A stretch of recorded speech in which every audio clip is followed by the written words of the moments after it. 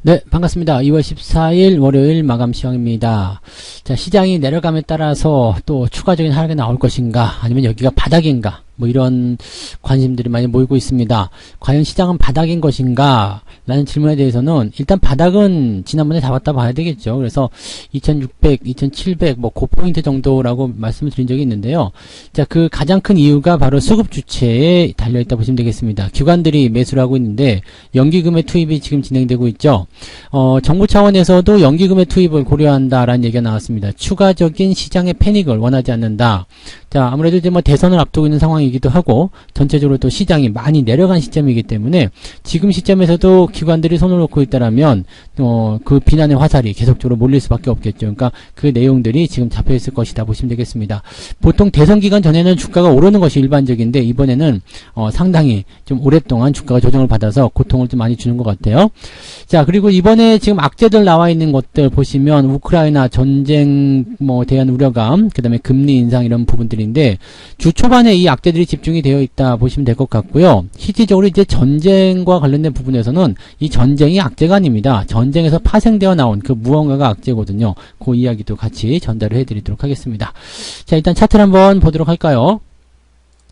종합주가지수 상황 보시면은요, 뭐, 장중에는 조금 올라서는 모습 좀 있었어요. 지금 이게 2716포인트가 올라갔거든요. 지금 보시면 이제 11시 시점으로 해서 저점을 좀 잡아놓는 그런 형태의 모습이고요. 그 다음에 이 라인대의 지지선이 유지가 좀 됐습니다. 지금 제가 오늘 원했었던 그림은 2710포인트 이상에서 마무리되는 거, 요것을 좀 원했었거든요. 근데 마지막에 조금 털어내는 모습이 좀 있었고, 그 다음에 다시 올리긴 했는데 역부족으로 마무리가 좀 됐죠.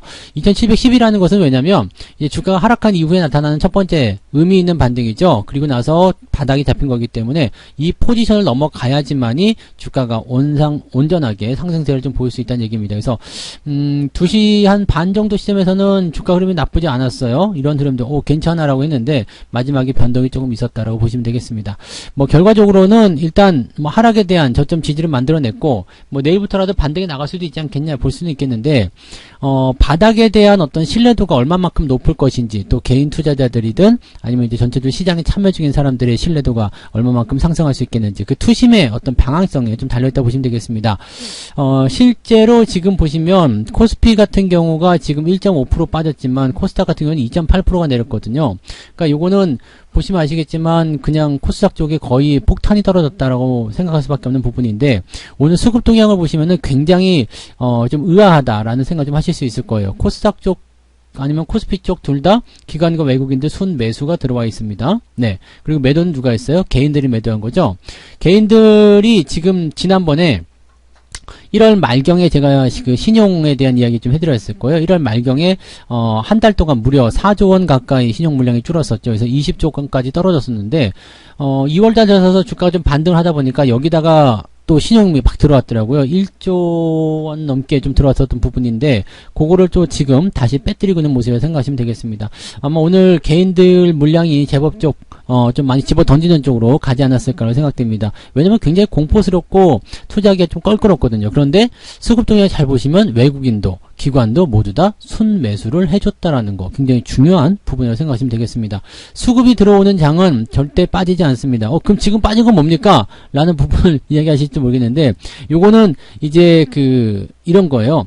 그 수급 주체들이 파는 게 있고 사는 게 있어요. 파는 게 있고 사는 게 있는데, 사는 부분에서 우위를 점했다고 해가지고 무조건 시장이 올라가는 건 아니죠. 왜냐면 지금 얘네들이 파는 쪽은 시총 상위권에서 있었던 종목들 계속해서 때리고 있는 거거든요. 그러니까 지수 상황에서 밀릴 수 있겠지만 실질적으로 그쪽에서 옮겨간 그런 다른 자금들의 움직임들은 지금 다른 시장에 준비를 하고 있다. 즉 시장이 다시 올라갈 수 있는 그런 주도주의 어떤 흐름들을 얘기를 하고 있다라고 판단하시면 되는 거거든요. 그러니까 지금은 전체적인 시장 상황을 놓고 봤을 때 나쁘지는 않아요. 그 다음에 저점이라는 것도 괜찮아요. 그리고 뭐 수급 동향도 괜찮아요. 다 좋습니다. 뭐 상승할 수 있는 가능성이 있어요. 근데 지금 우리 시장에 나와 있는 악재는 우크라이나 전쟁에 대한 우려감, 그 다음에 금리 인상에 대한 우려감, 뭐 이런 것들이잖아요. 어떻게 보면 식상한 악재이기도 하고 또 뭐 설마 그게 그렇게 진행이 되겠어? 라고 생각할 수 있는 부분, 그냥 우리가 상식적으로 생각했을 때 그냥 별일 아닌 것 같은 악재이긴 하지만, 그런 악재를 통해서 우리가 지금 공포를 느끼는 것은 어떤 거냐면, 자, 우크라이나에서 이제 전쟁이 일어나든 전쟁이 일어나지 않든 그냥 영향을 주는 게 있습니다. 긴장감에 대한 부분이죠. 그쪽에서 지정학적 리스크가 생기게 되면 일단은 뭐 천연 자원이라든지 그다음에 그리고 그 곡물 같은 부분들이 이제 가격을 상승시키게 됩니다. 이게 물가 상승으로 연결이 되는 부분이 있죠. 안 그래도 지금 물가가 계속해서 올라가고 있기 때문에 부담이 되고 있는 상태인데 여기다가 지금 저런 그 원자재 가격이 또 상승을 해버리게 된다면 물가는 더 튀어 올라갈 수밖에 없다는 얘기죠. 그래서 금리 인상이라는 부분을 지금 단행을 하고 있는 상태인데 금리 인상을 한 번, 두 번 이렇게 해가지고 물가를 차근차근 잡아 나가야 되는 상황이지만 물가가 갑자기 폭등을 하게 돼버리면요. 이 금리 인상 한 번, 두 번 해가지고는 효과가 없다는 얘기지. 그래서 금리 인상의 폭을 더 키워야 한다. 그 다음에 횟수를 더 많이 해야 된다. 이런 의견이 나오고 있는 겁니다. 이게 사실은 진짜 본질적인 악재입니다. 뭐 전쟁은 전면전으로 가진 않아요. 뭐 세계 3차 대전이 일어난다, 뭐 우주전쟁이 일어난다 이렇게 생각하시는 분 계시지만 그거는 사실적으로 서로에게 득이 될 게 없기 때문에 그렇게까지 가지 않고요. 뭐 나온다고 하더라도 뭐 국경 쪽에서 대포 몇 번 쏘거나 미사일 몇 번 날리거나 뭐 그런 정도의 국지전으로 끝나겠죠. 아니면은 이제 그 전에 그냥 뭐 협상으로 극적 타결 뭐 등등등으로 해소가 되면서 주가 올라가는 빌미가 되지 않겠는가 생각되는 부분입니다. 그러니까 문제는 뭐냐면 이 내용들이 뭐 장기적으로 뭐 전쟁이 진짜로 발발하든 아니든 간에 장기적으로 진행이 되면서 전체적으로 물가에 영향을 주게 되는데 이게 이제 경제 성장에 찬물을 끼얹을 수가 있어요. 이 부분은 우리가 잘 생각해야 되는 게 주가가 상승을 하게 되면 대체적으로 경기가 좋다는 의견들이 많이 있잖아요. 경기가 좋아질 때는 따라 올라가는 게 있어요. 물가, 그 다음에 주가 이런 것들이 따라 올라가는데 물가가 계속해서 올라가게 된다라면 일단 기업들의 금융 비용이 계속 증가하기 때문에 이것을 잡아줘야 되는 상황이 좀 있어요. 왜냐하면 금리가 같이 뛰어줄 수밖에 없거든요. 그러니까 기업들 실적이 좀 줄어드는 상태가 만들어질 수밖에 없겠죠. 그러니까 물가가 올라가면서 뭐 상품 가격대 증가도 올라가게 되지만 그래서 실적도 올라가게 되지만 실제적으로 금리가 따라 올라가기 때문에 대체적으로 기업들의 어떤 비용 지출이 늘어납니다. 그래서 벌어들인 돈은 그냥 거기서 거기 뭐 이런 식으로 나타나게 되는 거죠. 그러니까 이런 부분들을 이제 체크해서 잡아줘야 되는 상황이 되는 건데 이게 좀 과도하게 잡히는 거죠. 그냥 금리를 확 올려버리는 거예요. 물가를 잡아야 되니까. 물가가 너무 과도하게 올라가니까. 그래서 뭐 지금 뭐 미국 쪽에서 나온 이야기가 뭐 금리를 7번 올린다. 이 얘기가 나오는 것이 거기서 나오는 겁니다. 물가가 7번 올라가게 되면은 금리가 7번 올라가게 되면 이것은 거의 죽음이나 마찬가지예요. 1년 사이에 금리가 팡 뛰었어요. 0.25까지 2호로 계산한다 하더라도 거의 1.7% 넘는 금리가 올라간단 말이에요. 이렇게 돼 버리게 되면 이 짧은 시간 내에 지출해야 되는 비용이 어마어마하게 늘어난다는 얘기죠. 뭐든지 급격하게 변화가 생기게 되면 그것과 반대급부적인 상황이 무조건 벌어지게 됩니다. 그래서 이런 상황은 무조건 악재가 된다라고 생각하시면 되는 거죠. 그래서 금리를 천천히 올리는 거, 뭐 2번 올리든 3번 올리든 이건 상관없었어요. 뭐 시장이 이미 반영된 부분이고 또 경기가 올라갈 때 금리가 올라가는 자연스러운 부분이기 때문에 요거는 괜찮은 건데 요것을 너무 빠르게 진행을 시켜버리는 상황이 벌어지니까 그게 문제가 되는 거죠. 자, 그래서 그 내용까지 갈 것인가 말 것인가에 대한 것을 우리가 먼저 생각해 줬습니다. 전쟁이 일어나냐 안 일어나냐 이게 중요한 게 아니라 거기까지 가느냐 마느냐 이게 제일 중요한 거죠. 거기까지 만약에 갈 것인가 말 것인가.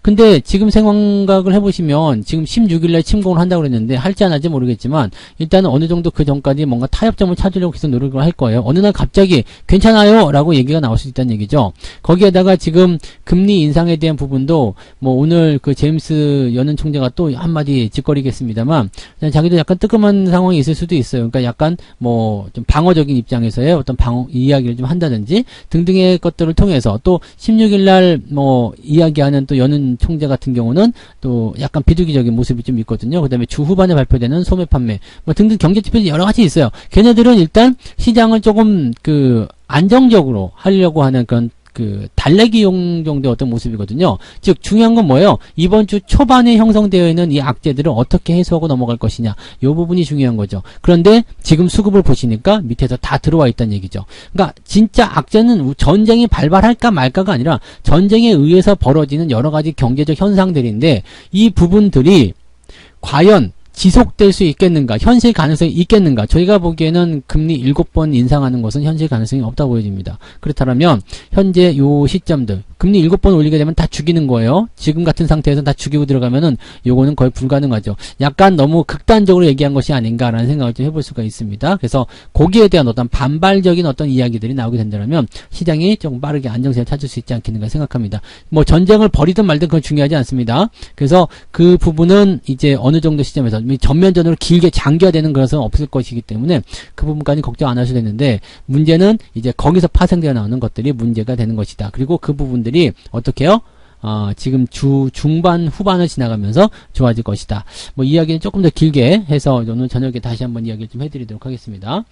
자, 이제 거래 시가총액 상위 종목들 한번 볼게요. 오늘은 코스피 종목들이 생각보다 많이 빠졌어요. 삼성전자고 하이닉스는 지금 플러스 마감을 하긴 했는데 LG에너지솔루션, 뭐 네이버, NG화학, 카카오, 현대차도 많이 빠졌고요. SDI, 기아 뭐 등등 안 빠진 게 없이 다 빠졌습니다. 오늘 대부분 다 하락한 모습이고요.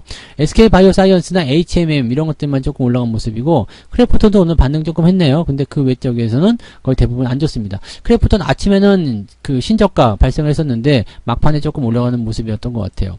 거래 코스닥 쪽 같은 경우는 골고루이긴 한데 에코프로비엠, 뭐 펄어비스, 카카오게임즈, 뭐 HLB, 위메이드 뭐 이렇게 시총 상위인 종목들 그냥 다 내렸습니다. 다 내려서 별 볼일 없는 그런 상황인데다가 후반부로 넘어가면은 이제 그 뒤쪽 종목군들이 낙폭이 굉장히 크게 나타나고 있습니다. 이런 부분들이 또 부담이 될 수가 있겠죠. 그러니까 이런 내용들을 우리가 좀 참고해 보실 필요는 있을 것 같습니다. 지금 실제로 뭐 올라갔다라고 하지만 올라간 종목들이 그렇게 대단히 강하게 상승할 수 있고 또 시장을 받쳐준 모습이 아니라 시총에서 우르르 떨어진 모습이기 때문에 부담감은 커져 있다 보시면 되겠습니다.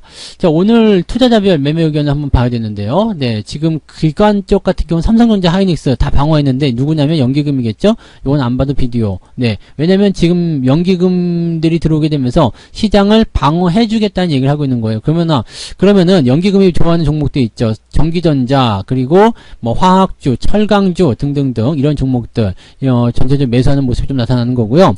대신에 LG에너지솔루션은 오늘 좀 팔았네요. 연기금 쪽에서. 네, 그래서 LG에너지솔루션이 좀 주가가 하락을 좀 보여주긴 하는데 이 모습들이 좀 있었고요. 뭐 건설주도 좀 매도가 있었고 위메이드 이쪽에서는 이제 뭐 매도가 많지 않기 때문에 크게 신경 쓰실 필요는 없겠습니다만 전체적으로 이제 이런 매매 동향이 좀 보여줬다. 금융투자는 뭘 했을까요? 삼성전자, 하이닉스 기관들이 이렇게 다 산 거예요. 그러면서 지지를 좀 해주는 모습이고 레버리지 팔고 인버스를 샀어요. 근데 여기 생각해 보시면 레버리지 기관이 팔아치울 때 다음날 주가 올라가는 경우들이 제법 있었습니다. 그래서 그 부분 좀 참고하시고 인버스 살 때는 또 다음날 주가 올라갈 때가 있었다는 거. 약간 반대로 이건 ETF는 움직이는 것 같더라고요.